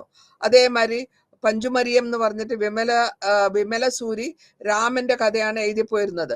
എക്സൈറ്റ് ചെയ്ത് ഫോർഫണ്ടിങ്ങിൽ പോകുമ്പോഴത്തേക്കും ഈ കഥകളൊക്കെ ബുദ്ധമതത്തിലും ജൈന മതത്തിലും അവർ പറഞ്ഞ കാര്യങ്ങളൊക്കെയാണ് കൺക്ലൂഡ് ചെയ്യുന്നത്. ഇനി അടുത്തത് നമ്മൾ പോകുന്നത് ഇൻസ്ക്രിപ്ഷൻസും പ്രശസ്തീസ് എന്നുള്ള ചാപ്റ്ററിലേക്കാണ്. അഞ്ചാമത്തെ ചാപ്റ്റർ. ഇവിടെ പ്രശസ്തി എന്ന് നമ്മൾ പറയുന്നത് എന്താ വെച്ചാൽ സ്തുതി പാടുക. ഇൻസ്ക്രിപ്ഷൻസ് നല്ല എഴുതുകൾ കല്ലിലൊക്കെ കൊത്തുന്നതിനാണ്. ഈ കാരണം സോളിഡ് ആയിട്ടുള്ള ഇൻസ്റ്റൻസ് ആണ്. അത് സീലുകൾ, copper plate, temple walls, metals, ഇവിടെയൊക്കെ കല്ലില് തമിഴില് പറയാറുണ്ട് കല്ലെല്ലാം ശില ചെയ്താൻ പല്ലവരാജ. അപ്പൊ അങ്ങനെ എല്ലാ രാജ്യങ്ങളിലുള്ള സ്ഥലങ്ങൾക്ക് ഇൻട്രൊഡക്ഷൻ ആണ്. ഇത് ഇൻസ്ക്രിപ്ഷൻസിൽ വ്യത്യാസമുണ്ട് എന്നാണ് ഞാൻ പറഞ്ഞതിന്റെ അർത്ഥം. ഈ ഇൻസ്ക്രിപ്ഷൻ പറയുന്നത് എപ്പിഗ്രാഫി എന്നാണ്. അതിനെപ്പറ്റി പഠിക്കുന്നതിന് എപ്പിഗ്രാഫി എന്ന് പറയുന്നു. റൈറ്റിംഗ് ഏത് ഭാഷയാണ് അതിൽ ഉപയോഗിക്കുന്നത് അതിനെ പാലിയോഗ്രാഫി എന്ന് പറയുന്നു. ഇതില് ഓരോന്നിലും ഇന്റർപോളേഷൻ ഇല്ലാണ്ട് റിലേറ്റീവ് ആയിട്ട് സ്ട്രേറ്റ് ഫോർവേഡ് കല്ല് കൊത്തിയെടുക്കുന്നതാണ് ഇൻസ്ക്രിപ്ഷൻസിൽ. ഈ ഇൻസ്ക്രിപ്ഷനിൽ ഒരു കാരണവശാലും ടാമ്പറിങ് ചെയ്യാൻ പറ്റില്ല. അപ്പോൾ അവിടെ നമുക്ക് ഫിനിഷ്ഡ് ഫോമിൽ കാണുന്നത് ആദ്യകാലങ്ങളിൽ ഉണ്ടായിരുന്നത് തന്നെയാണ് നമ്മൾ മനസ്സിലാക്കണം. അതേസമയം ഓലയില് ബാർച്ച് എന്ന് പറഞ്ഞ ഓലയിലൊക്കെ എഴുതി വരുമ്പോൾ അത് വർഷങ്ങൾ കഴിയുമ്പോൾ അത് നശിക്കാൻ തുടങ്ങുമ്പോൾ അത് നമ്മൾ തിരിച്ചെഴുതുമ്പോൾ അത് ഫ്രജൈലായിട്ട് പോകും. അപ്പൊ അങ്ങനെ വരുമ്പോൾ ഈ ഇൻസ്ക്രിപ്ഷൻസിൽ ഇതൊന്നും ആപ്ലിക്കബിൾ ആവുന്നില്ല. കാരണം കല്ലിലാണ് കൊത്തുന്നത്, കോപ്പർ പ്ലേറ്റിലാണ് ചെയ്യുന്നത്. ഇനി സ്ക്രിപ്റ്റ്, ബാമിനി സ്ക്രിപ്റ്റ് എന്ന് പറയും. ഇതിനെ ഭാഷ അല്ലെങ്കിൽ നമ്മൾ ഉപയോഗിക്കുന്ന ലാംഗ്വേജ്, എങ്ങനെ എഴുതാൻ ഉപയോഗിക്കുന്ന ലാംഗ്വേജ്. ഡയറ്റ് നമുക്ക് കറക്റ്റർ ഇതിന്റെ സ്ക്രിപ്റ്റിന്റെ കറക്റ്റ് ആയിട്ടുള്ള ഡേറ്റിംഗ് അപ്രോക്സിമേറ്റ് ആയിട്ടേ പറയാൻ പറ്റുള്ളൂ. പക്ഷെ അശോകന്റെ കാലഘട്ടത്തിന് ശേഷമാണ് ബാമിനി സ്ക്രിപ്റ്റ് കൂടുതലായിട്ട് അഡോപ്റ്റ് ചെയ്യും, എല്ലാ ബാക്കിയുള്ള രാജാക്കന്മാരെ അത് ഫോളോ ചെയ്യാനും തുടങ്ങി. അപ്പോൾ ഓരോ ലെറ്ററും മോഡിഫിക്കേഷൻസ് വരുന്നുണ്ട്. നിങ്ങളുടെ പുസ്തകങ്ങളിൽ, നിങ്ങളുടെ ബുക്കുകൾ ഇത് ക്ലിയർ ആയിട്ട് കൊടുത്തിട്ടുണ്ട്. ഇവിടെ എനിക്ക് പിക്ചറൈസ് ചെയ്യാൻ പറ്റുന്നില്ല. ഓരോ സ്ക്രിപ്റ്റും അതിൻ്റെതായ വർണ്ണക്കുലർ സ്ക്രിപ്റ്റിന് വ്യത്യാസമുണ്ട്. നമ്മൾ എഴുത്ത് ശീലിയാണ്. ബംഗാളി, ഗുജറാത്തി, കന്നഡ, തമിഴ്, മലയാളം, തെലുഗു ഇതൊക്കെ പുതിയ ലാംഗ്വേജസ് ആയിട്ട് വരുന്നു, ഡെവലപ്പ് ആവുന്നു. ഈ മോഡിഫിക്കേഷൻ ഓരോ ലെറ്ററിന്റെയും ഹിസ്റ്റോറിക്കൽ ഫിനോമിനൻ എടുത്തു നോക്കുമ്പോൾ അതിന്റെ സ്ക്രിപ്റ്റിന് വ്യത്യാസം വരുന്നുണ്ട്. അതുമാതിരി തന്നെ നമ്മൾ പല ഇൻസ്ക്രിപ്ഷൻസിലും അതിന് ഹരപ്പൻ കൾച്ചറിൽ അല്ലെങ്കിൽ ഹരപ്പൻ സിവിലൈസേഷനിൽ ഇതിന്റെ സ്ക്രിപ്റ്റ് കാണുന്നുണ്ട്. ആ സ്ക്രിപ്റ്റിൽ പാതി എടുക്കുമ്പോൾ മുഴുവൻ സയൻസ് ആണ്. ഇപ്പൊ ഒരു എക്സാമ്പിൾ ആയിട്ട് പറയുകയാണെങ്കിൽ ഒരു ബുള്ള് എന്ന് വെച്ചാൽ ഒരു പശുപതി എന്നൊരു വേർഡ് വരുന്നുണ്ട് ഹരപ്പനിൽ.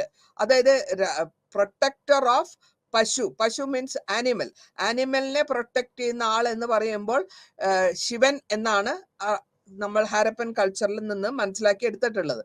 ഇനി പല വിധത്തിലുള്ള ഇൻസ്ക്രിപ്ഷൻസ് ഉണ്ട്. ഞാൻ നേരത്തെ പറഞ്ഞു, ഇതിൽ കൂടെ അവർ റിഫ്ലക്ട് ചെയ്യുന്നത് ഐഡിയാസ് പറയുന്നു, രാജാവിന്റെ പവറിനെ പറ്റിയും അതോറിറ്റിനെ പറ്റിയും പറയുന്നു.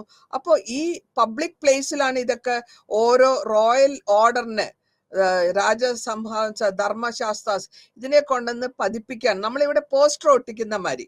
അപ്പോൾ പബ്ലിക് പ്ലേസിൽ വയ്ക്കുന്നു, അഡ്രസ് ചെയ്യുന്നു. കാറ്ററിംഗ് എന്തിനു വേണ്ടിയിട്ടാണ്? ആൾക്കാർക്ക് ഇവരുടെ കാര്യങ്ങൾ, രാജാവിന്റെ കാര്യങ്ങളിൽ നടന്ന കാലഘട്ടത്തിൽ നടക്കുന്ന കാര്യങ്ങൾ അറിയിക്കുകയാണ്. അപ്പൊ രുദ്രാമന്റെ കാലഘട്ടത്തിലായാലും ശരി, സൗരാഷ്ട്രയിലെ ജോനഹ ഇൻസ്ക്രിപ്ഷനിൽ കൂടെ ഇത് പരാമർശിച്ചു വരുന്നുണ്ട്. ഞാൻ പറയാം. ഇപ്പൊ എഡിക്സ് എന്ന് വെച്ചാൽ എന്താണ്? എഡിക്സിൽ അനൗൺസ്മെന്റ് ആണ്, ഒരു ലോ പബ്ലിക്കിനെ അറിയിക്കുന്ന ഒരു നിയമത്തിനെയാണ്, അത് അറിയിക്കപ്പെടുന്ന വിധത്തിനാണ് എഡിക്സ് എന്ന് പറയാം. ഈ എഡിക്സിനെ എൻകറേജ് ചെയ്യുന്ന സ്ക്രിബേഴ്സ് ആണ്, എഴുത്തുകാര്. അതിനെ ഞങ്ങൾ രാജാവിന്റെ ഡിക്ലറേഷൻ അല്ലെങ്കിൽ രാജാവിന്റെ ഇൻഫർമേഷൻ, നോട്ടീസ് എന്ന് വേണമെങ്കിൽ നമുക്ക് പറയാം. ഇതിൽ ഈ റോയൽ കോടതിയിൽ നടക്കുന്ന അല്ലെങ്കിൽ വിളംബരം, റോയൽ ഡിക്ലറേഷൻ എന്ന് പറയുമ്പോഴത്തേക്ക് വിളംബരം അടിച്ചു പറയാറുണ്ട്, എഴുതി വായിക്കാറുണ്ട്, പിന്നെ കല്ലിൽ എഴുതി വെക്കാറുണ്ട്. അതേമാതിരി കോപ്പർ പ്ലേറ്റിൽ ഇൻസ്ക്രിപ്ഷൻസ് ഉണ്ടാക്കാറുണ്ട്. ഇതൊക്കെ പല വിധത്തിലുള്ള ആൾക്കാർ കൂടുന്ന സ്ഥലത്താണ് ചെയ്യുന്നത്. റോക്കിൽ കൂടെ ചെയ്യുമ്പോൾ, അതിൽ മോണോലിത്തിക് റോക്കിൽ ചെയ്യുമ്പോൾ അത് നശിച്ചു പോവില്ല. കല്ലിൽ ചെയ്യുമ്പോൾ അത് നശിച്ചു പോവില്ല, കുറെ കാലം നിൽക്കും. പിന്നെ ഇതിന്റെ പ്രശസ്തീസിന് അത് അടുത്തൊരു വിധമാണ് സാസനാസ് എന്ന് പറയും. ഇതിനെ പൂർവാസ് എന്ന് വിളിക്കുന്നു. ഈ പൂർവാസിനും രാജാക്കന്മാരുടെ കഥകളും അവരുടെ അക്കൗണ്ട്സുമാണ് പബ്ലിക്കിനെ അറിയിക്കാൻ വേണ്ടിയിട്ട് അവർ ചെയ്യുകയാണ്. അപ്പോൾ ഇവിടെ ഇൻസ്ക്രിപ്ഷൻസിൽ വഴി അപ്ലോഡ് ചെയ്ത് വരുന്നത് ഓരോ പേട്രനും അവരുടെ ആരെയാണ് രാജാവ് സഹായിക്കുന്നത് എന്നല്ല എല്ലാ അച്ചീവ്മെന്റ്സും, പേട്രൺസിന്റെ അച്ചീവ്മെന്റ്സിനെ പറ്റി എടുത്തു പറയും.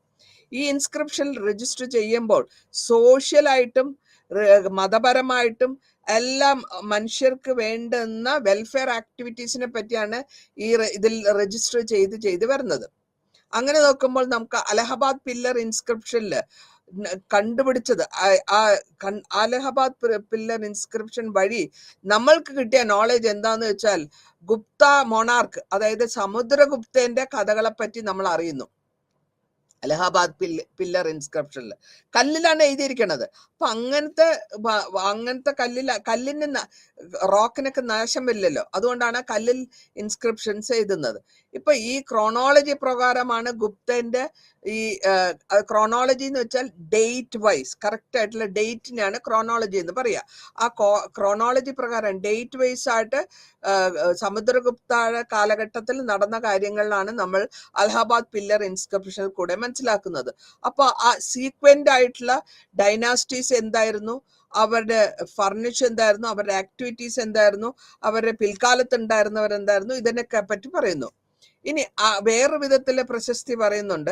ആ പ്രശസ്തി എന്ന് പറയുന്നത് ഓരോ കാലഘട്ടത്തിൽ ഓരോ രാജാക്കന്മാർ ചെയ്യുന്ന കാര്യങ്ങൾ, ഡാം ഉണ്ടാക്കുക, കൺസ്ട്രക്ഷൻ, ഡാം, വെള്ളത്തിനെ പിടിച്ചു നിർത്തുന്ന ഡാം ഉണ്ടാക്കുന്ന, റിസർവോയർ ഉണ്ടാക്കുന്ന, ടാങ്ക് ഉണ്ടാക്കുക, വെൽ ഉണ്ടാക്കുക, ഫീഡിംഗ് ഹൗസ് ഉണ്ടാക്കുക, റെസ്റ്റ് ഹൗസ് ഉണ്ടാക്കുക. ഇതൊക്കെ വെൽഫെയർ ഇഷ്യൂസ് ആണ്, രാജ്യത്തിലെ ആൾക്കാർക്ക് അനുഭവിക്കാൻ വേണ്ടിയിട്ടുള്ളത്.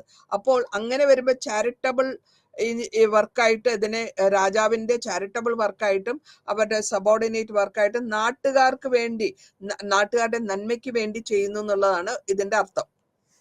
ഇനി ഇൻസ്ക്രിപ്ഷൻസ് തന്നെ നമുക്ക് പല വിധത്തിൽ വോയിസ് ഓഫ് കോമൺ ഫോൾക്ക് എന്നാണ് ഇതിനെ പറയുന്നത്. ഇതിന് എന്താ ദാനശാസനാസ് എന്ന് പറഞ്ഞാൽ ദാനം കിട്ടുന്നതിന്, ദാനം കൊടുക്കുന്നതിനെ പറ്റി പരാമർശിക്കുന്നത്. അപ്പോൾ ഇവിടെ ദാനം കൊടുത്തിട്ട് ഇൻസ്ക്രിപ്ഷൻസ് എന്തൊക്കെ ദാനങ്ങൾ അവർ ചെയ്തു, എന്ത് കാരണങ്ങൾ ചെയ്തു, എന്തിനു വേണ്ടിയിട്ട് ചെയ്തു, ഏത് കാലഘട്ടത്തിൽ ചെയ്തു. അതേമാതിരി കോപ്പർ പ്ലേറ്റില് ചാർട്ടേഴ്സിൽ തമറ സഹാനാസ് എന്ന് വെച്ചാൽ സ്ഥലങ്ങളെ പറ്റിയും ഓരോ രാജ്യം എങ്ങനെയാണ് ഡിവൈഡ് ചെയ്തിരിക്കുന്നത്, അതായത് അഗ്രികൾച്ചറിലുള്ള ഡിവിഷനെ പറ്റിയാണ് അതിൽ പരാമർശിച്ചു പോകുന്നത്. ഹീറോ സ്റ്റോൺസ് എന്ന് പറഞ്ഞു കഴിഞ്ഞാൽ നമ്മൾ ഉദ്ദേശിക്കുന്ന എന്താ വെച്ചാൽ യുദ്ധത്തിൽ പോയിട്ടുള്ളവരും ഓരോരുത്തരുടെ കാലഘട്ടങ്ങളിൽ സംഭവിച്ചവരും ഹീറോയിക് ആയിട്ടുള്ള ആൾക്കാരെ പറ്റിയും പരാമർശിച്ചു വരുമ്പോൾ അവരെ പറ്റിയും ആ ഇൻസ്ക്രിപ്ഷൻസിൽ വരുന്നു. എപ്പിഗ്രാഫും ഇത് തന്നെയാണ് അർത്ഥം. അപ്പൊ ഇവിടെ നമ്മൾ മനസ്സിലാക്കാൻ പറ്റുന്നത് രണ്ട് വിധത്തിലുള്ള എപ്പിഗ്രാഫ് ഉണ്ട്. അതായത് രണ്ട് എപ്പിഗ്രാഫ് എന്ന് പറയുമ്പോൾ ഒരാളെ പറ്റി പറയുക എന്നുള്ളതാണ്. അപ്പോ ഇതില് രണ്ട് വിധത്തിലുള്ള എപ്പിഗ്രാഫ് എന്താന്ന് വെച്ച് കഴിഞ്ഞാല്, ഒന്ന് ഒഫീഷ്യൽ ആയിട്ടുള്ള ഇൻസ്ക്രിപ്ഷൻസ് ആണ്. ആ ഒഫീഷ്യൽ ആയിട്ടുള്ള ഇൻസ്ക്രിപ്ഷൻസിൽ വരുന്നത് മുഴുവനും പ്രശസ്തിയാണ്. പ്രശസ്തി എന്ന് പറഞ്ഞാൽ നമ്മൾ പ്രശംസിക്കുക എന്നുള്ള അർത്ഥം. ഒരാളെ പറ്റി സ്തുതി പറയുന്നതാണ് പ്രശംസി എന്നർത്ഥം. ആ ഒഫീഷ്യൽ ഇൻസ്ക്രിപ്ഷൻസിൽ ഇതിൽ ഇൻക്ലൂഡ് ചെയ്തു വരുന്നത് പ്രശംസയും കോപ്പർ പ്ലേറ്റ് റെക്കോർഡ്സും രാജ്യത്തിൽ രാജാവിന്റെ കാര്യങ്ങൾ, രാജകുടുംബത്തിൽ നടന്ന കാര്യങ്ങൾ, രാജാവ് നാടിനു വേണ്ടി എന്തൊക്കെ ചെയ്തു, അതൊക്കെ ഒഫീഷ്യൽ ഇൻസ്ക്രിപ്ഷൻസിലാണ് വരിക. അപ്പൊ അങ്ങനെ വന്നു കഴിഞ്ഞാൽ മാത്രം ഇതൊക്കെ പബ്ലിക്കായിട്ട് ആൾക്കാർക്ക് മനസ്സിലാക്കാനും പിൽക്കാലത്ത് ഒരു കാലഘട്ടങ്ങൾക്ക് ശേഷം വെതറിങ് നടത്താണ്ട് മഴ പെയ്യും, വെയിൽ വരും, ഇത് നശിച്ചു പോകാണ്ടിരിക്കാനാണ് ഇങ്ങനത്തെ ഇൻസ്ക്രിപ്ഷൻസ് കൊണ്ടുവരുന്നത്. രണ്ടാമത്തെ ഇൻസ്ക്രിപ്ഷൻസ് എന്താന്ന് വെച്ചാൽ പ്രൈവറ്റ് ഇൻസ്ക്രിപ്ഷൻസ് ആണ്. ഇതിൽ പ്രൈവറ്റ് ഇൻസ്ക്രിപ്ഷൻസ് എന്ന് പറയുമ്പോൾ ഇതിൽ മേജറായിട്ട് വരുന്നത് ഓരോ ഇമ്പോർട്ടൻ്റ് ആയിട്ടുള്ള ഫാമിലിയെ പറ്റിയും ആ ഫാമിലിയിലുള്ള ആൾക്കാരെ പറ്റിയും അവരുടെ സെക്ട് എന്തായിരുന്നു, അവരുടെ മതം എന്തായിരുന്നു, അവരുടെ കമ്മ്യൂണിറ്റിയിൽ ഏത് ലെവലിലുണ്ടായിരുന്നു, അവരുടെ കമ്മ്യൂണിറ്റിയുടെ അവരുടെ സോഷ്യൽ സ്റ്റേറ്റസ് എന്തായിരുന്നു, ഇങ്ങനത്തെ കാര്യങ്ങളാണ് രണ്ട് വിധത്തിലുള്ള ഈ എപ്പിഗ്രാഫിൽ കൂടെ കമ്മ്യൂണിറ്റി ബാക്കിയുള്ളവർക്ക് പിന്നാലെ തങ്ങളുടെ കാലശേഷം വരുന്ന ആൾക്കാർക്ക് മനസ്സിലാക്കാൻ വേണ്ടിയിട്ടാണ് ഇത് ചെയ്തു വെച്ചതെന്ന് അർത്ഥം. ഇനി അശോകൻ എഡിക്റ്റ് ഉണ്ട്. അശോകൻ എഡിക്റ്റ് എന്ന് പറയുമ്പോൾ നമ്മുടെ എംപറർ അശോകനെയാണ് ഉദ്ദേശിക്കുന്നത്. അപ്പൊ ഭരണാധികാരിയായിട്ടിരിക്കുമ്പോൾ 1837 മുതൽ ഒരു സിവിൽ സർവന്റ്, ബംഗാളില് ജെയിംസ് എന്ന് പറഞ്ഞിട്ടുള്ള സിവിൽ സർവന്റ് ആണ്, ഈസ്റ്റ് ഇന്ത്യ കമ്പനിയുടെ സിവിൽ സർവന്റ് മനസ്സിലാക്കിയത്. അതിനുശേഷം ഇതിനെ കമ്പയർ ചെയ്യുന്നു. സിലോണില്, ശ്രീലങ്കയിലും ക്രോണിക്കളിലും മഹാവംശ അതിലും ഇതിനെ തമ്മിൽ താരതമ്യപ്പെടുത്തി അതിന്റെ ആരാണെന്ന് ഇത് മനസ്സിലാക്കാൻ വേണ്ടി ശ്രമിക്കുമ്പോഴാണ് അത് അശോകനാണ് എന്ന് പറഞ്ഞത്. കാരണം അശോകന്റെ കാലഘട്ടത്തിൽ അശോകൻ ബുദ്ധമതത്തെ സ്വീകരിക്കുകയും അവരെ പ്രോത്സാഹിപ്പിക്കാൻ വേണ്ടി ആൾക്കാരെ പല സ്ഥലത്തും പറഞ്ഞയച്ചിട്ടുണ്ട്. അപ്പൊ അതിന്റെ എവിഡൻസസ് ആണ് അത്. ഇതുകൂടാണ്ട് 3rd സെഞ്ച്വറിയിൽ അശോകന്റെ ഇൻസ്ക്രിപ്ഷൻസിൽ പല വിധത്തിലുള്ള റിഷീമിൽ എന്തൊക്കെ നടന്നു അതൊക്കെ എപ്പിഗ്രാഫൊക്കെ നമുക്ക് അവൈലബിൾ ആയിട്ടുണ്ട്. അതിൽ കൂടെ നമുക്ക് മനസ്സിലാക്കാൻ പറ്റും കുറച്ചുകൂടെ. റോയൽ ഡിക്രീസ് എന്ന് പറയുന്നത് റോയൽ ആയിട്ടുള്ള വിളംബരങ്ങൾ. ഈ വിളംബരങ്ങൾ പറയുമ്പോൾ ഈ വിളംബരം സ്വന്തം കൈപ്പടയിൽ എഴുതിയിട്ടുള്ളതായിട്ടും സോഷ്യലിന് വേണ്ടിയും കൾച്ചറലായിട്ട് അഡ്മിനിസ്ട്രേറ്റീവ് പർപ്പസ് വേണ്ടിയിട്ടുള്ള കാര്യങ്ങൾ എഴുതി ഉണ്ടാക്കിയ മാതിരിയാണ് നമ്മൾക്ക് ഇതിൽ നിന്ന് വിളംബരത്തിൽ നിന്ന് മനസ്സിലാക്കിയതും ഒഫീഷ്യൽസ് ആയിട്ടും ജനറൽ ആയിട്ട് ഉള്ളത് കാര്യങ്ങളാണ് പരാമർശിച്ചു പോകുന്നത്. ഇനി അതിൽ തന്നെ language, 3 language, Prakrit, Greek, Aramaic and 4ാമതായിട്ട് സ്ക്രിപ്റ്റ് ആയിട്ട് ഉപയോഗിച്ചിരുന്നത് ബ്രഹ്മി സ്ക്രിപ്റ്റ്, കയോത്രി സ്ക്രിപ്റ്റ്, ഗ്രീക്ക്, അറാമിക്. അപ്പൊ 3 ലാംഗ്വേജിൽ 4 സ്ക്രിപ്റ്റ് ഉപയോഗിച്ച് എഴുതിയിട്ടുണ്ട്. ഇതിൽ കൂടെ അറാമിക്കും ഗ്രീക്ക് സ്ക്രിപ്റ്റ്സിലും പ്രസന്റ് ഡേ ഇപ്പോഴത്തെ അഫ്ഗാനിസ്ഥാനിൽ ഉപയോഗിക്കുന്ന ഭാഷകളാണ്. ഇത് കൂടാണ്ട് സെല്യൂക്കസ് നിക്കേറ്ററിന്റെ, അതായത് ഗ്രീക്കിൽ നിന്ന് വന്ന സെല്യൂക്കസ് നിക്കേറ്ററിന്റെ മൗര്യ കാലഘട്ടത്തിൽ വന്നതും അതിൽ കൂടാതെ കറോസ്തി എന്ന് പറഞ്ഞ സ്ക്രിപ്റ്റ് ഗാന്ധാര റീജിയനിൽ ഉപയോഗിച്ചിരുന്ന സ്ക്രിപ്റ്റിനെ പറ്റിയും പരാമർശിക്കുന്നു. അപ്പൊ ഇവിടെ നമ്മള് പ്രകൃതി ലാംഗ്വേജും അതിന്റെ എക്സ്പാൻഷൻ ആയിട്ടുള്ള എംപയറിലും എല്ലാ ഇന്ത്യൻ സബ് കോണ്ടിനെന്റ് മുഴുവനും നടന്നിരുന്ന ഇൻഡസ് റിവറിൽ വരെ മൈസൂർ വരെ വന്നു എന്നുള്ളതിന്റെ അർത്ഥമാണ് ഇത് പറഞ്ഞതിന്റെ അർത്ഥമായിട്ട് വരുന്നത്. അപ്പൊ ഇവിടെ റോക്ക് എഡിക്സ് കല്ല് പാറകളിൽ കിട്ടുന്നതിനാണ് റോക്ക് എഡിക്സ് എന്ന് പറയാം. അത് റോക്ക് എഡിക്സ് ഉണ്ട്, പില്ലർ എഡിക്സ് ഉണ്ട്, മൈനർ റോക്ക് എക്സ്പ്രഷൻസും ഉണ്ട്. ഇതിൽ നമ്മൾ അഡ്വർടൈസ് ചെയ്തു വരുന്നത് ധാമാസ് ആണ്, കർമ്മങ്ങൾ. അത് എസ്റ്റിമേറ്റ് ചെയ്യുന്ന എത്രത്തോളം രാജ്യം വിസ്തൃതമുണ്ടായിരുന്നു. അതിൽ നമ്മൾ പരാമർശിക്കുന്ന റോക്ക് എഡിക്സ് എവിടെയൊക്കെയാണ് കണ്ടിട്ടുള്ളതെന്നാണ് ഈ പറഞ്ഞിട്ടുള്ളത്. പല സ്ഥലത്തും പാകിസ്ഥാനിലും ഡെറാഡൂണിലും ഗുജറാത്തിലും മഹാരാഷ്ട്രയിലും പല വിധത്തിലും ഈ ഒഡീഷയിലും ഈ റോക്കില് പാറയിലുള്ള എഡിക്സ് കണ്ടിട്ടുണ്ട്. ഇനി പില്ലർ എഡിക്സ് എവിടെയൊക്കെയാന്ന് വെച്ചാല് അതേമാതിരി ഡൽഹിയിൽ കാണാം, ഉത്തർപ്രദേശിൽ കാണാം, ഈസ്റ്റ് ചമ്പാരനിൽ കാണാം, ചമ്പാരൻ ഡിസ്ട്രിക്ട് ബീഹാറിൽ കാണാം, ബീഹാർ സാഞ്ചി ഡിസ്ട്രിക്ട് മധ്യപ്രദേശിലും, സാർനാഥി വാരണാസിയിലും ഉത്തർപ്രദേശിലും നേപ്പാളിലും വരെ ഓരോ പില്ലറിൽ എഴുതിയിട്ടുള്ള സ്ക്രിപ്റ്റ് കാണുന്നുണ്ട്. ഇനി മൈനർ ആയിട്ടുള്ള ചെറിയ റോക്ക് എഡിക്സിനെ പറ്റി നോക്കുമ്പോൾ അത് ബ്രഹ്മഗിരിയിലും പല സൈറ്റിലും, കർണാടകയിലാണ് അത് കൂടുതൽ കാണുന്നത്, സിദ്ധപുര, പിന്നെ രാമേശ്വര, മസ്തി, റേച്ചൂറില് മൈനർ എഡിക്സ് കൂടുതൽ. പിന്നെ മധ്യപ്രദേശില് സർസാം ഡിസ്ട്രിക്ട് ബീഹാറില്, ബേറട്ടില്, ജയ്പൂരിന്റെ അടുത്ത രാജസ്ഥാനിലും ഈ എഡിക്സ് കാണുന്നുണ്ട്.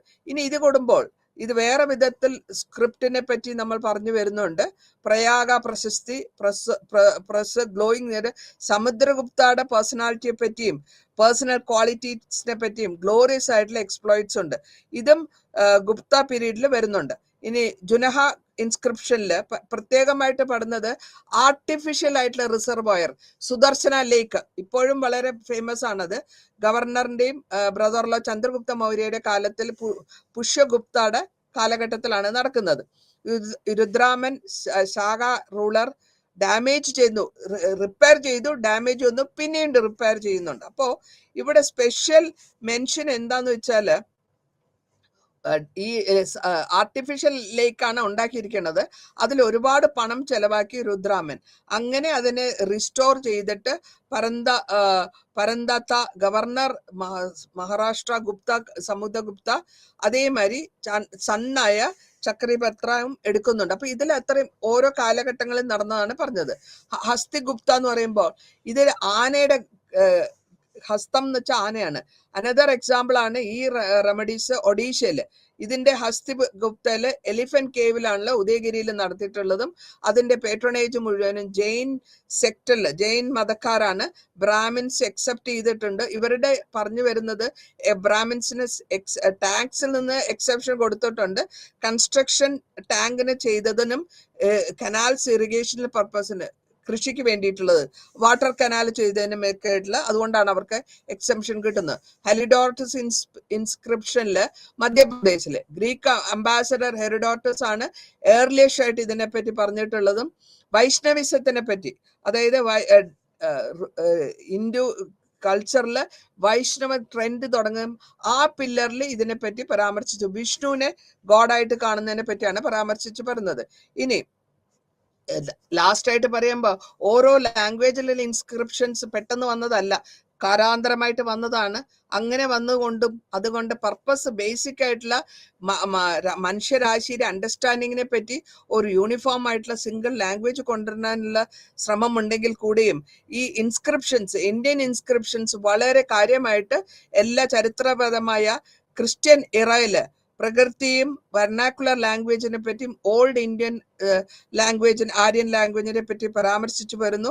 അങ്ങനെ ആദ്യത്തെ മിലേനിയം AD-യിൽ സാൻസ്ക്രിറ്റ് പോപ്പുലർ ആയിരുന്നെങ്കിൽ കൂടെയും ഇൻസ്ക്രിപ്ഷൻസിലും കോയിൻസൈഡ് ചെയ്യുമ്പോൾ നമ്മൾക്ക് കോമൺ ആയിട്ട് എല്ലാ കാര്യങ്ങളും ചരിത്രപരമായിട്ട് മനസ്സിലാക്കാൻ പറ്റുന്നു എന്ന് പറഞ്ഞ് ഈ ചാപ്റ്റർ അവസാനിക്കുന്നു. നന്ദി.